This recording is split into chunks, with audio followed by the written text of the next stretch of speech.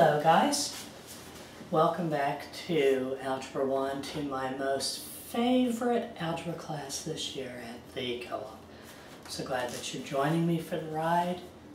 Tell me, before we get started, what was the young rabbit's very favorite game to play at school? It was hopscotch, of course, don't you know? We are on section 2.6 in our Bob Jones University Press Algebra 1 book. Today we are going to be discussing square roots and radicals. So they start off with an illustration. They say, let's say that this person has a garden. And some of you know this about me. Most of you don't, though. I love having a vegetable garden. I'm no good at all at flowers and things like that. I kill those with abandon. But I enjoy doing my best to use the property that we have. We raise chickens, we have vegetable gardens. We had great tomatoes this year until the hot wind blew in about the 4th of July and just dried up all of my garden. But anyway, the question that your book begins with is, suppose that someone has a garden that is 6 feet square, 16 feet square, and what are the dimensions of the garden? You think that's a pretty impossible question to come up with, pretty impossible answer to come up with. What really isn't, because if you remember that there's a difference between a square and a rectangle. Now obviously I can't be real precise about what I draw on the board, but this is supposed to be a square and this is supposed to be a rectangle. And what's the difference between these? Well, in a rectangle, the opposite sides are the same length. So we would say that the width is the same length and the length is the same distance. So if you wanted to find the area of a rectangle, it would be the length times the width is equal to the area of a rectangle.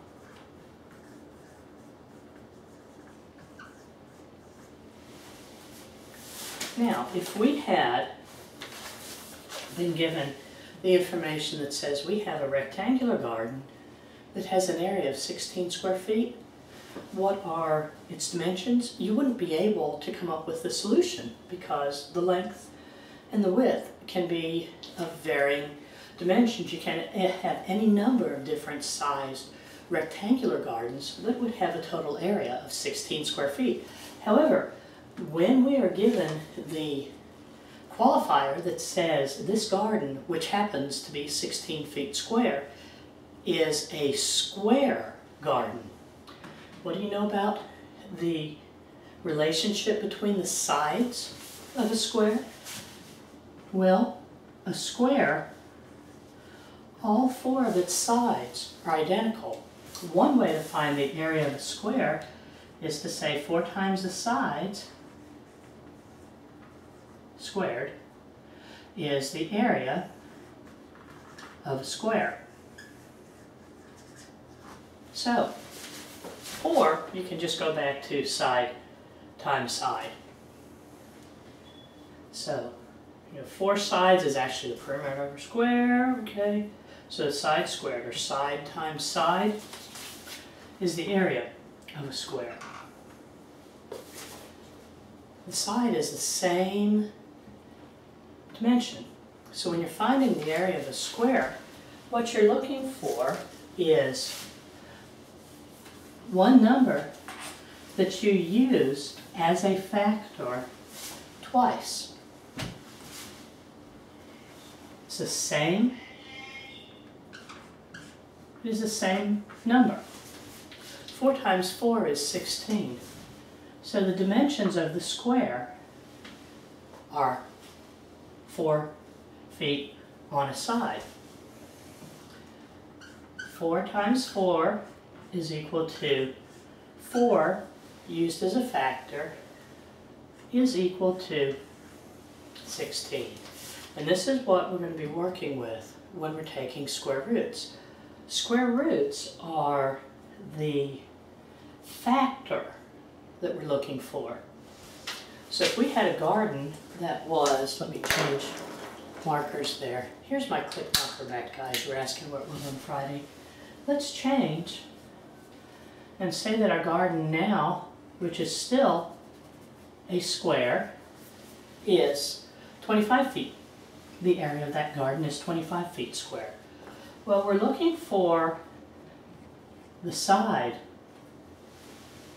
of that, so that when you multiply that side by itself, you get 25. So of course, the dimensions of this square garden are 5 by 5, because 5 times 5 is equal to 25. Well, what would happen if instead of 25 square feet, we had something like 20 square feet was the area of the garden? How are we going to figure that one out? Well, is that, that's 10 feet on a side, because 10 plus 10 is 20? No, because the way that you find area is side times side. Well, what could it be?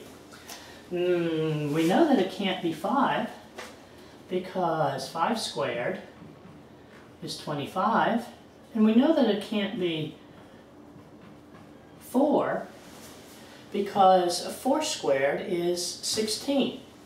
Well, what about 4.5 squared? How about 4.5 squared? What's 4.5 squared? I don't know. Let's find out. 45 times 45, 5 times 5 is 25, carry 2, 225, 0. 0, 18, 20.25. Do you see where we're headed here? You cannot come up with an integer that when you multiply it together you get 20. It would be very difficult to come to an approximation for the square root of 20 as well. Because what we're looking for is integers on the side. 4 squared is 16. 5 squared is 25. So you know that this number that we're looking for is somewhere between 4 and 5.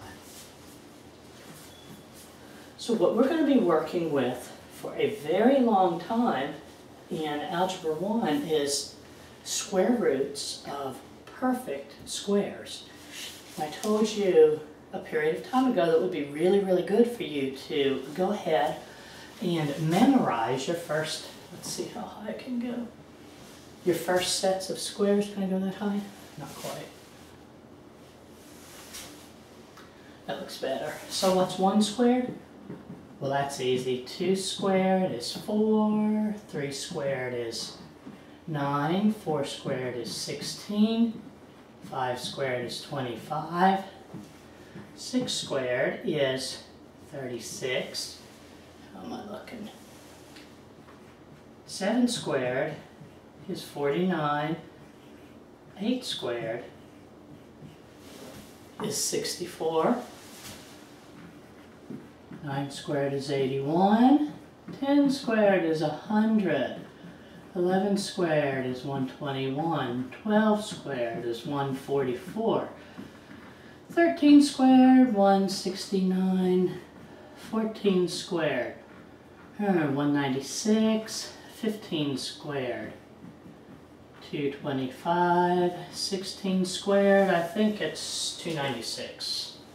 17, 18, 19. 20 squared is 400. 25 squared is 625. What I have here is a listing of the most commonly used square roots that you'll want, perfect squares rather, that you'll want to be able to just have right here at the tip of your tongue. Makes your work a lot easier. Now, what do all of these exponents here mean. It says, well, if you use 9 as a factor twice, you get 81. You use 15 as a factor twice, you get 225. You use 4 as a factor twice, you get 16. So this is what we're going to do. You know that multiplication and division are inverse operations. They undo each other. If you start with, let me see, if you start with the number 2 and you multiply it by 2, what do you get? Well, 2 times 2 is 4. And then let's take that 4 and you divide it by 2. What do? You get 2. And what did we do? We started with 4. Then we multiplied, we started with 2. Then we multiplied, and then we divided by the same number. And we ended up with the value that we had to begin with. So multiplication and division are inverse operations. They cancel each other out. The action that it takes on a specific value is negated, if you will. You reverse that action. They're inverses. Addition and subtraction are inverse operations. And what you find out is roots is squares right here, and roots, squaring a number and then taking the square root of a number, those are inverse operations as well. Let me show you what I mean.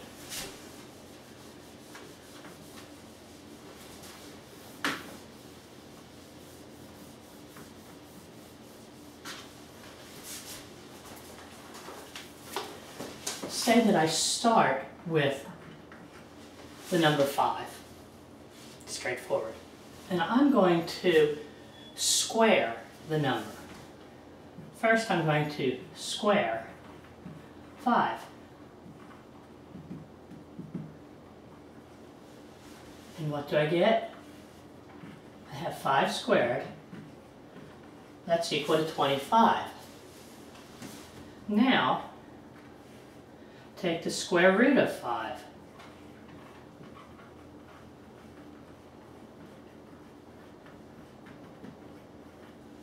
Well, what is the square root of 5? The square root of 5 is the result that you get that when you're looking for an integer, that if you use it as a factor 2 times, you end up with the number that you had to begin with. The square root of 25. So the way that we indicate this is this symbol here, square root of 25. Well, what number that when you multiply it by itself, do you end up with the same value that you had with this 25? You get 5. So we started with 5, we squared it, we said 5 times 5 is 25, then we took the square root of 25 and we got back to our 5. So square roots and squaring numbers are inverse operations.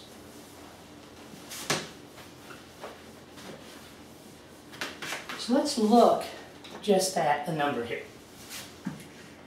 This expression here, which should be, needs to be very familiar to all of you already. If it isn't, spend some time and go back and look at other resources and catch up on what it means to find the square root of a number. But this is read the square root of 16. This number right here that's underneath sort of the house, this is called the Radicand.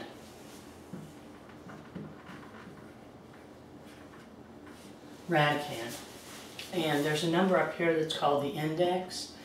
You see that number I'm pointing to? Well, no, of course you don't.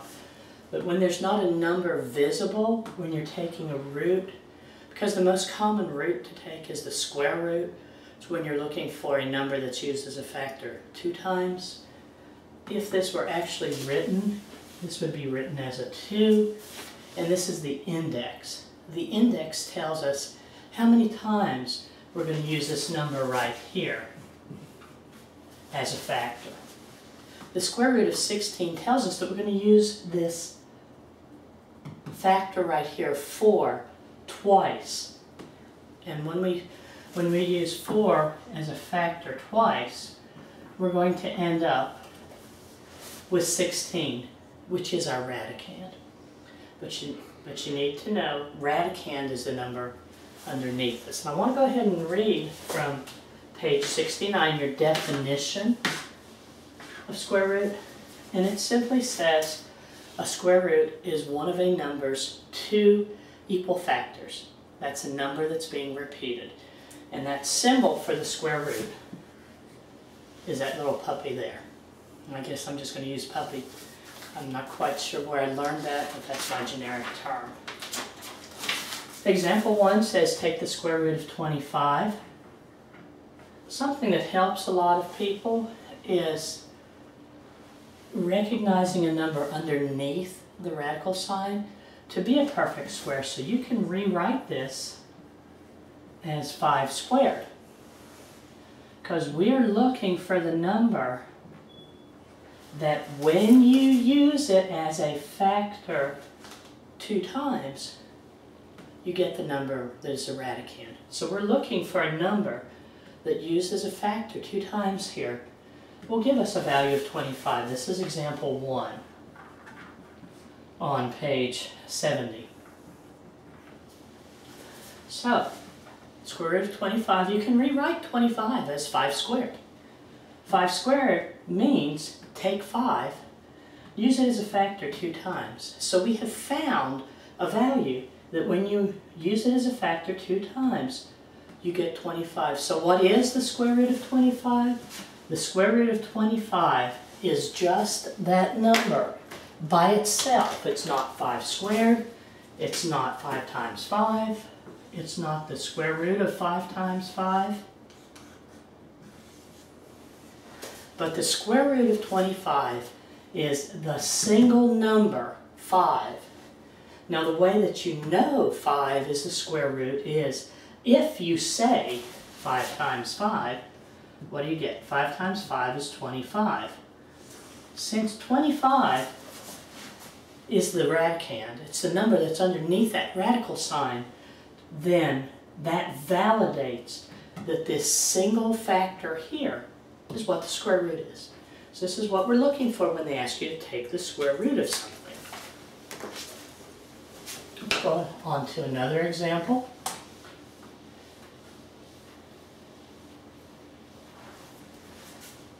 Evaluate the square root of 36.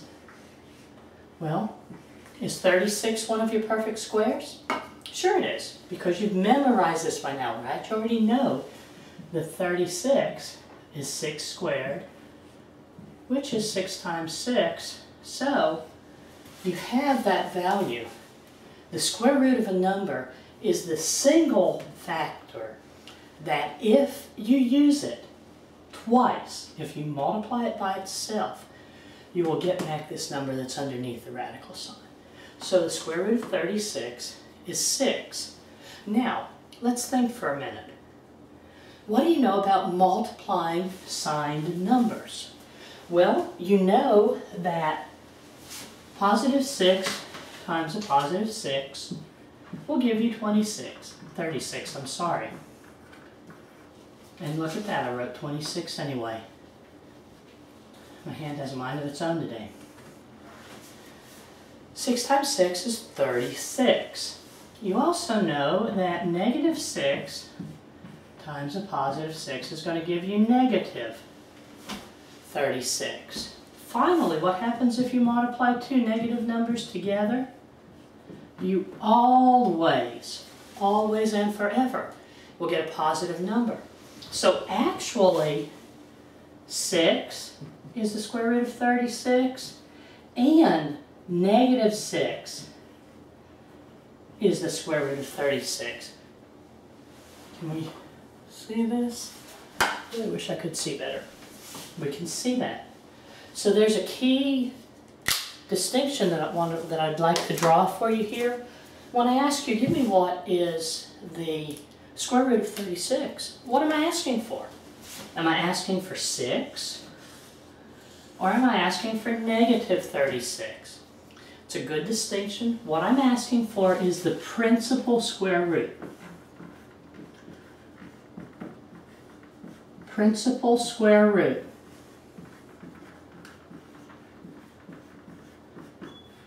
And that principal square root is always positive. So, when I ask you to give me the square root of 100, I want you to tell me that the square root of 100 is 10, because 10 times 10 is 100. Don't tell me that the square root of 100 is negative 10, because even though it's true that negative 10 times negative 10 is 100, that's not what we're asking for. Now, there will be times when you have to deal with negative square roots, but we're not going to be talking about those yet. So you need to know the term principal square root. You need to know that the principal square root refers to the positive root. And that's what I'm going to be asking you to give me. So, let's move on just a little bit more and see what I have now. Find the square root of 4. You know the square root of 4 is 2. Now, what about find negative square root of 16? Something that you need to add to your whole idea of, on my desk please, your whole idea of order of operation is this radical symbol. So we have parentheses. Parentheses has an E in it. Parentheses. Parentheses include parentheses, brackets, braces, dividing bars in fractions. It also includes radical signs. So parentheses include radical signs. So radical signs are really another type of grouping, symbol of grouping. Parentheses include radical signs. So before you can take the negative of the number, you have to find what the square root of 16 itself is. Is 16 a perfect square? Yes. 16 is a perfect square because if you take the number 4, use it as a factor twice, you result with a 16. So perfect squares are the product of integers that are used twice. And it has to be the same integer used as a factor twice. Same integer used as a factor twice. These are called perfect squares. We have the same integer, which is 4, used as a factor twice. So 16 is a perfect square. So this becomes negative 4.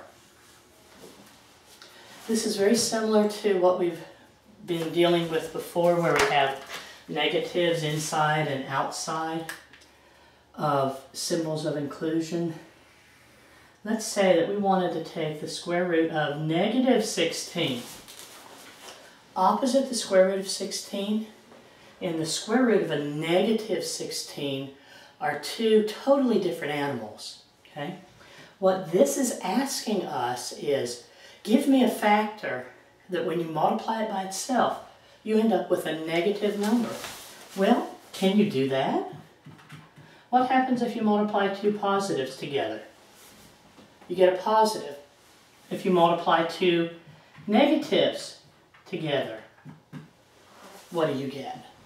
You get a positive. The only way that you know how to have a negative product is if the two factors here have different signs. Well, the rule for finding the square root says that that factor has to be identical. It's the same number used twice. So you can't have positive 4 and minus 4 because that's not a square root. So those are not the same factor used twice. So for now, you would say that it's that there's no solution to this. Actually, it is possible to find the square root of negative 16, but what your educators will tell you is that, quote, that's beyond the scope of this class, which means that that's beyond the scope of this class. You'll get a course. That means we don't expect you to know about that in Algebra 1. I might refer to it and say, well, they're imaginary numbers and the square root of -1 is I, but I don't expect you to know anything about that. We'll deal with square roots of negative numbers in Algebra 2.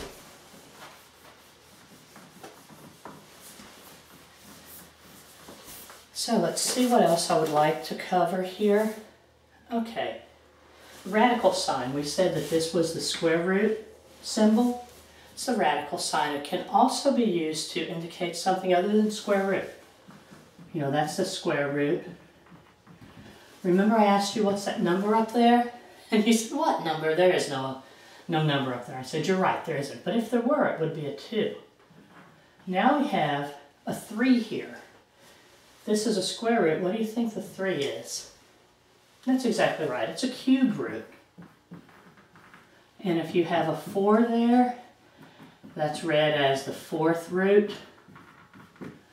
So you have square roots, you have cube roots, and then you have 4th, 5th, 6th, 7th, 8th, whatever root it is. This number here is called the index. And what the index tells you is how many times the number is going to be used as a factor. If it's a cube root, you take the number and use it as a factor 3 times. For example, the cube root of 8 is 2 because you take one single integer factor, use it 3 times. 2 times 2 is 4, times 2 is 8. So the cube root of 8 is equal to 2. 2 used as a factor 3 times gives us that radicand, or gives us the number that is underneath the radical sign. Now let me show you a really weird thing. This is read the nth root, which is how I grew up with. We used n. I think your text later in the book actually instead of using an n, they use a b. So they call that the bth root. And yes, you're allowed to be rolling your eyes and saying, good grief, this is just ridiculous vocabulary. It is, but you have to know what it is. And all this is saying is this pattern, or this rule, holds true no matter what your index is. So that's the vocabulary that you need to have there. A cube root is one of the number's 3 equal factors. An nth root is one of the number's n equal factors. So if you wanted to find the 6th root of something, whatever it is, and let's say that that root was going to be 6, how many times does 6 have to be used as a factor? Exactly right, it has to be used 6 times. Okay? So we are at the bottom of page 71.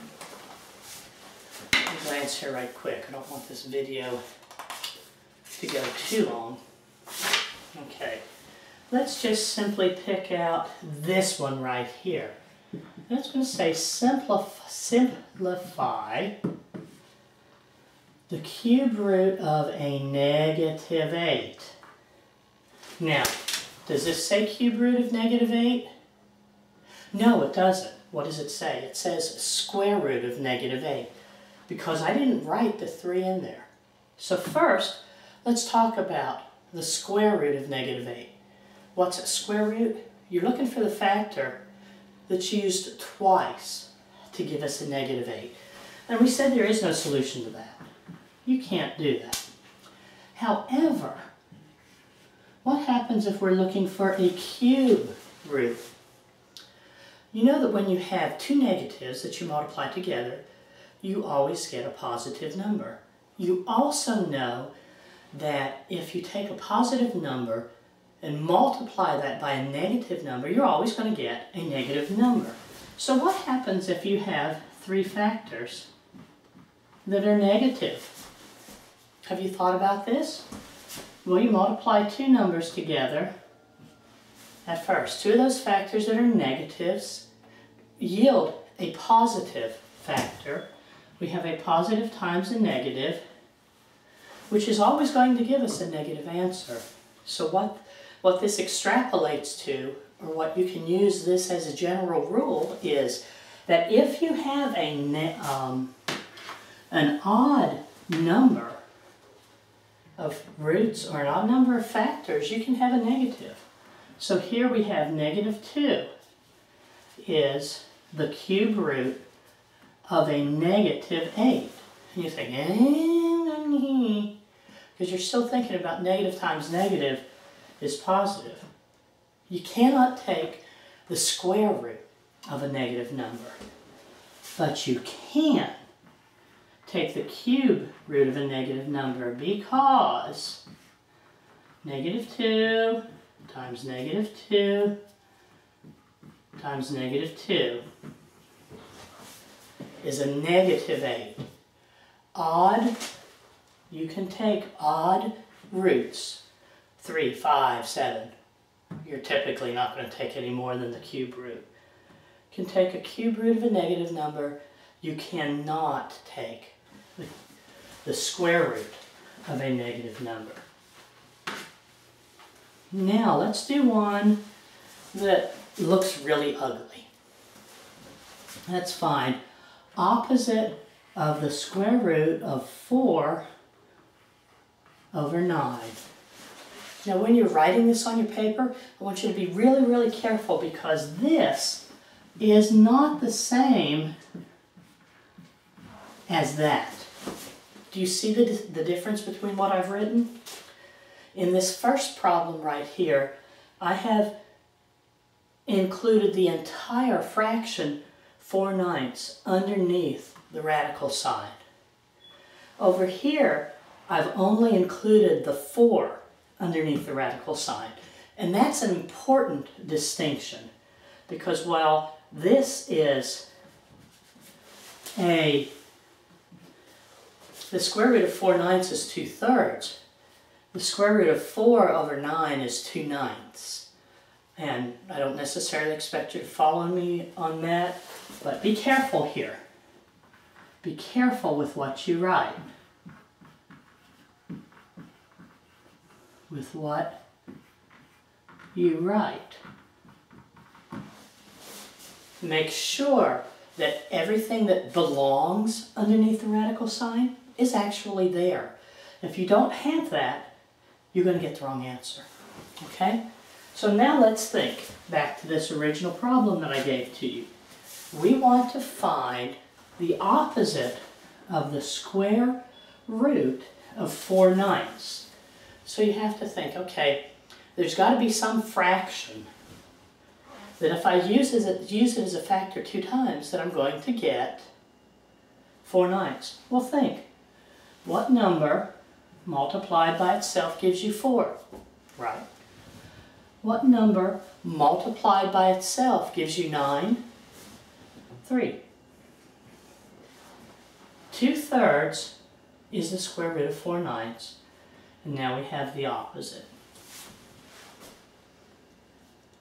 Just have to think about that. And you can verify this by saying 2/3 times 2/3.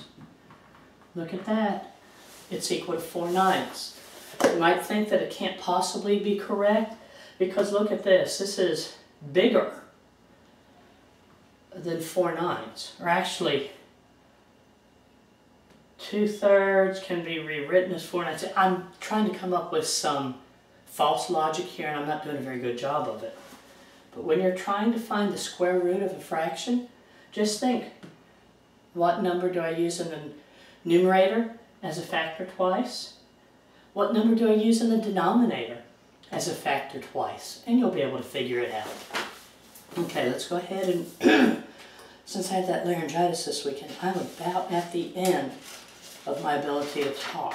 So I will say that there's a very excellent likelihood that section 2.7, which is Venn diagrams, sets, and operations, that video won't be up before Wednesday night. I'm probably not going to try and video that today. Okay. Now we have example 10. This says, find the cube root of a negative 27 over 125. This looks ugly, but it's not near as ugly as you will want to make it out to be. Don't be afraid of it that it looks messy to you, that it looks different from a lot of what some of you have seen before. Remember, you're allowed to have that negative sign underneath the radical when you're taking a cube root, because if you multiply negative times negative times negative, you end up with a negative product, which is what we need here. We're looking for the number that when it is used as a factor 3 times, you get a 27. A number that is used as a factor 3 times, you get 125, but it has to be the negative factor. So look at this. Negative 3/5 is your solution. Because if you use negative 3/5 as a factor 3 times, all I've done here is I've rewritten 27 over 125 negative as negative 3 over 5 cubed. Okay? So that's because it's being used 3 times, we're using that factor 3 times, we have negative 3/5 is our factor. And you can verify it. Say, what is negative 3/5 times negative 3/5 times negative 3/5? Can you say fifth? I can't hardly say it at all without spitting. It's a good thing that you aren't here. You know, my poor people in the front row. Negative times negative times negative is negative. 3 times 3 is 9 times 3 is 27. Over 5 times 5 is 25. Times 5 is 125. And just as a point of reference, negative 27 over 125 is the same as 27 over negative 125 is the same as the opposite of 27 over 125. I really think here this might be going into some unnecessarily confusing detail here. If when you're looking to take a cube root, if you'll just think, what can I multiply by itself 3 times? 3 times 3 is 9 times 3 is 27 to get the numerator. By itself 3 times to get the denominator. 5 times 5 is 25 times 5 is 125 is 5. And remember that you've got your negative. That's really all you have to do. Now, do you remember? Of course you remember that I said it's very important to memorize the first few square roots. I mean perfect squares and square roots. You want to do that same thing for cubes, because you will find that they use the same cubes over and over and over. And the sooner you memorize it, the less stress you'll have. Well, obviously 1 cubed is 1. 2 cubed is 2 times 2 times 2 is 8. 3 cubed is 3 times 3 is 9 times 3 is 27. 4 cubed is 4 times 4 is 16 times 4 is 64. 5 cubed is 5 times 5 is 25 times 5 is 125. 6 cubed is 6 times 6 is 36 times 6 is 216. 10 cubed is 10 times 10 times 10 is 1,000. If you will do whatever you need to do to memorize these perfect cubes, this will make your life a lot easier, because you'll find these numbers showing up repeatedly. Okay. Let me look at a couple of these examples, 13, 14, and 15, very quickly. I don't think you'll need them, but let me show you. Example 13, simplify 8 times the square root of 5 plus 4. Remember I said that this radical sign serves as a symbol of inclusion. That means that you have to do whatever's underneath the radical sign first. Is this 5 plus 2 because the square root of 4 is 2? No, it's not. You have to add 5 plus 4 first. You have 8 times the square root of 9. What number used as a factor twice gives you 9? Well, 3. So this becomes 8 times 3. 24 is your solution. And I want you also to notice that when you have a constant term, which is a number without a letter, when you have the constant term bumped right up against the radical sign, that means they're multiplying. Since a radical sign is a symbol of inclusion, it's just the same as if you had said, not the same operation, but it's just the same as if you had said 8 times the quantity 5 plus 4. 8 times 9 would be 72. That's the exact principle that we're using right here. The radical symbol works as a symbol of inclusion, so you do your addition first. Now you take the square root of 9, which is 3. Now you can do the multiplication. 8 times 3 gives you 24. Okay? Example number 14. When we were talking about symbols of inclusion, I also said, very quickly in passing, so fast that you might not even have caught it, that this fraction bar acts as a symbol of inclusion. You have to simplify on top of the numerator, in the numerator first and in the denominator first. So this becomes 18 divided by 3. Well, 18 divided by 3 has a common factor of 6, or 18 divided by 3 is 6. So before you deal with the fraction part, you simplify in the numerator. One final example, and y'all go back and re-look at what you do with absolute value bars and how that works. Quite a few of you are still having difficulty with that. We have 2 times the absolute value of 5 minus 14. Absolute value bars are symbols of inclusion. You have to perform the operations that are contained inside those symbols of inclusion before you do anything else. So we now have 2 times 5 minus 14, the absolute value of 9. Because absolute value bars are symbols of inclusion, when you butt something right up against the absolute value bar, you're saying that you're multiplying it. Now, what is the absolute value of negative 9? Remember, absolute value is always positive. So this becomes 2 times 9, or 18. Make certain that you're careful to follow your order of operations and work through these, tough them out, and you will continue to do fine in Algebra 1. And I'll see you next time.